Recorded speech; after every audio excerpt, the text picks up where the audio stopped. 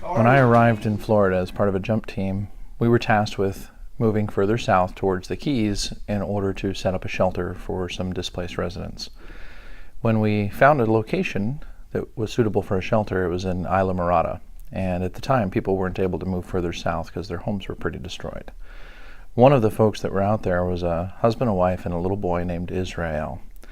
Israel's about 4 or 5 years old, and his mom and dad had gone in the shelter to register, and he was not having anything to do with it. Didn't want to come through the doors. Said, I'm not going in there. I'll live in the rain. I don't care if I have a roof. He was pretty devastated. He'd gone through quite a bit with the storm. And it was pretty darn clear that what Israel needed was a friend. And I walked over and had asked him if he knew how to color. And he says, oh yeah, I'm a great colorer. I'm one of the best colorers. And I said, are you sure?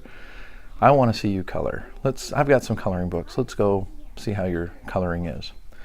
And I was able to get him inside the shelter, and we walked over and we started coloring. After 2 or 3 days, it was time for him to move further south because they had opened up the travel restrictions on the Keys so they could move towards their home and start assessing damages and doing cleanouts.